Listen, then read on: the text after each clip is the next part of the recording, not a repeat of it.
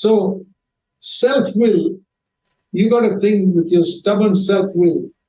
तो आपके अंदर ये जो जिद्दी स्वयं की इच्छा होती है, always fighting against the Holy Spirit, जो हमेशा पवित्र आत्मा के खिलाफ लड़ती रहती है, and the Holy Spirit is fighting against your self-will. और पवित्र आत्मा जो है आपके स्वयं की इच्छा के साथ लड़ता रहता है. Cooperate with the Holy Spirit पवित्र आत्मा का साथ to दीजिए fight against your self-will. आपके स्वयं की इच्छा के खिलाफ लड़ने के लिए. And we see plenty of examples of this in our home life. तो इसके अनेक उदाहरण जो है हमारे पारिवारिक जीवन में भी हम देख सकते हैं. Somebody gets upset over something, and husband or wife or something gets angry about something. घर में पति या पत्नी जो है किसी चीज को लेकर जो है गुस्से में आ जाते हैं, उनको किसी बात का दुख हो जाता है. Because they have become inconvenienced a little bit, or the husband didn't care to help the wife, or the wife did not make food in time for the husband, or some silly earthly thing. कोई एक छोटी सी सांसारिक चीज, जैसे कि पत्नी ने समय पर खाना नहीं बनाया पति के लिए, या पति ने पत्नी को किसी चीज में मदद नहीं की घर में, ऐसे कोई भी एक छोटी सी चीज. And one person loses the temper, and then the other person loses the temper, and it's a clash. फिर एक व्यक्ति भी गुस्से में आ जाता है, फिर बाद में दूसरा व्यक्ति भी गुस्से में आ जाता है, वहां पे बहुत बड़ा एक संघर्ष हो जाता है. That's not good. ये अच्छी बात नहीं है. I want to tell you, it can stop. मैं आपसे कहना चाहता हूँ कि ये बंद हो सकता है आपके घर में. It has stopped in my home many years ago. ये मेरे घर में बहुत सालों पहले ही बंद हो चुका है. And when it stops, you begin to have a taste of heaven in your home. जब ये सब करना आप छोड़ दोगे तो आपके घर में आप स्वर्ग का वातावरण चख पाओगे. So pursue it. Don't get discouraged if you don't reach there in 1 or 2 years.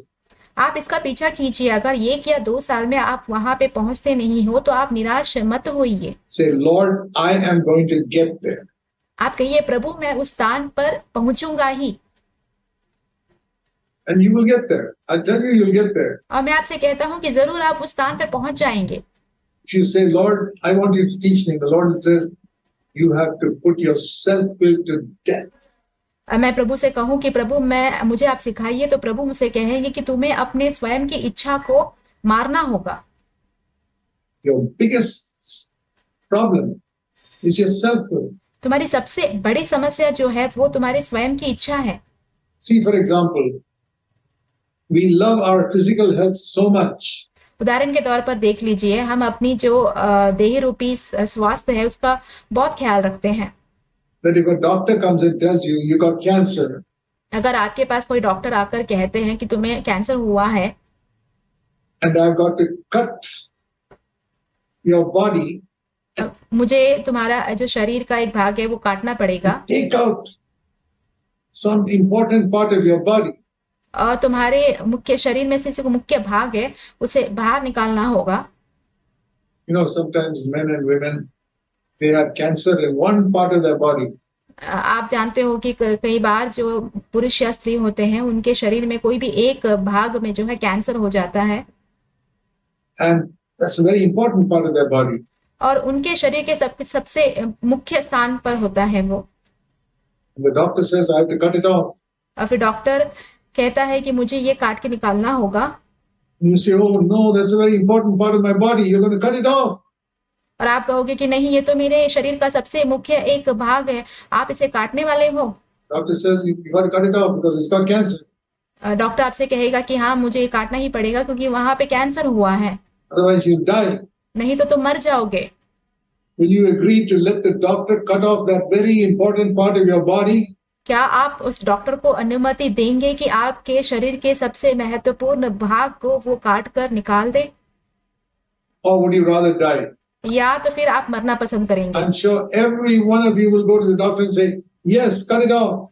और मैं इस बात से निश्चित हूँ कि आप में से हर एक जन जो है डॉक्टर के पास जाकर कहोगे कि हाँ इसे काट दीजिए. I want to live. मुझे क्योंकि जीना है. But it's a big loss to cut off an important part of your body. परंतु आपके शरीर के सबसे मुख्य सबसे महत्वपूर्ण भाग को काट देना जो है आपके लिए नुकसान हो सकता है. You have to suffer this pain. और आपको दुख उठाना पड़ता है इस दर्द के कारण। Costs a lot of money to get an operation, but you're willing to do all that आपको ऑपरेशन करने के लिए बहुत सारी पैसों की भी जरूरत पड़ेगी, परंतु आप ये सारे चीज करने के लिए तैयार होते हो because you want to live a little longer on the earth. क्योंकि आप इस धरती पर और थोड़ा लंबा समय तक जीना चाहते हो। Imagine if you had that type of desire, और मैं सोचता हूँ कि अगर आपके अंदर ऐसी एक इच्छा है to overcome sin. पाप के ऊपर जय पाने के लिए, Lord, my life is dishonoring you आप कहेंगे प्रभु मेरा जो जीवन है आपको निरादर कर रहा है because so much of sin in my life. क्योंकि मेरे जीवन में बहुत से पाप हैं। My home life is dishonoring you. मेरा जो पारिवारिक जीवन है वो आपका निरादर कर रहा है। You died to save me from sin and I'm taking sin so lightly. Please forgive me. आपने मेरे पापों के लिए उस क्रूस पर अपनी जान दी और मैं पाप को बहुत ही हल्के में ले रहा हूँ। Help me, give me the power of the Holy Spirit to put my self-will to death. प्रभु मेरी सहायता कीजिए, मुझे पवित्र आत्मा की सामर्थ दीजिए ताकि मैं अपने स्वयं का जो जीवन है उसे जो है मार दूं। The next time I'm tempted, I pray that you'll give me grace. पर मैं अगली बार जब मैं लुभाया जाऊंगा, मैं प्रार्थना करता हूँ कि आप मुझे अनुग्रह Put देंगे my self-will to death. ताकि मैं अपने स्वयं को जो है मरने के लिए छोड़ दूं। And you work at this, my dear brother, sister, work at this, work at this. I guarantee you one day your life will become heavenly. और मैं आपसे कहता हूँ भाइयों बहनों, आप इस बात पर काम करते जाएंगे तो आपका जीवन एक दिन जो है स्वर्गीय जीवन हो जाएगा। Heaven will be the atmosphere of your home. आपके घर में जो है एक स्वर्गीय वातावरण होगा। Your children will be drawn to Jesus Christ. आपके बच्चे प्रभु यीशु मसीह की ओर बढ़ेंगे। It's not just reading the Bible and having family prayer at home and all. That's very good. ये सिर्फ इतना नहीं है कि आप बाइबल पढ़ लो और घर में जो है पारिवारिक प्रार्थना वगैरह करो, ये सब बहुत अच्छी बात है। But it's showing by your life, husband and father and mother showing by their life how we bear with one another's weaknesses. परंतु ये एक माँ बाप या पति पत्नी जो है अपने जीवन के द्वारा दिखाते हैं जीकर कि कैसे हम एक दूसरे की कमजोरी पर जो है कमजोरी को लेकर धीरज धरते हैं। We don't yell and scream at each other. हम एक दूसरे के ऊपर चिल्लाते नहीं हैं। We are patient with one another. हम एक दूसरे के साथ धीरज धरते हैं। Patient with our children too. हमारे बच्चों के साथ भी धीरज धरते हैं। So in all this, there's a self-assertiveness in us. I want to assert myself. तो यहाँ पे हर चीजों में हम जो है स्वयं से निश्चय करते हैं, दृढ़ता से खड़े होते That is हैं। how all human beings are born. इस चीज के लिए सारे जो मनुष्य हैं उन्होंने जन्म You लिया see है। that in a little child. आप एक छोटे से बच्चे में भी ये देख सकते हो। That's why fathers and mothers clash with their children. इसीलिए माता पिता अपने बच्चों के साथ संघर्ष करते Because हैं the children want to do something, they're saying they're stubborn. और छोटे बच्चे जो है कुछ करना चाहते हैं तो वो कहते हैं कि ये जिद्दी है। It's like that story of a child who the father said he was standing up for where he should have been sitting down. और ये वो उस कहानी की जैसा ही है, जैसे एक छोटा बच्चा जो है खड़ा रहता है, उसके पिताजी कहते हैं उसे बैठने के लिए तो भी वो खड़ा The रहता father है। said, sit down. पिताजी कहते हैं बैठ जाओ। Maybe it was dinner table or something. हो सकता है वो भोजन का खाने का स्थान हो। Sit down, sit down. And he didn't sit down. पिताजी उसको कहते रहते हैं कि बैठ जाओ, परंतु बच्चा बैठता नहीं है। The father said, I'm going to punish you now. Sit down. फिर उसके पिताजी उसे कहते हैं कि मैं अभी तुम्हें दंड देने वाला हूँ, इसलिए बैठ जाओ। And he sat down and he said, but daddy, inside, I'm still standing up inside. वो बच्चा जो है बैठ जाता है, परंतु वो अपने पिताजी से कहता है, पिताजी मैं अभी भी अपने हृदय में खड़ा ही हूँ। What are you going to do about that? अभी इस चीज के लिए आप क्या करोगे? That is stubbornness. ये जिद्दीपन है।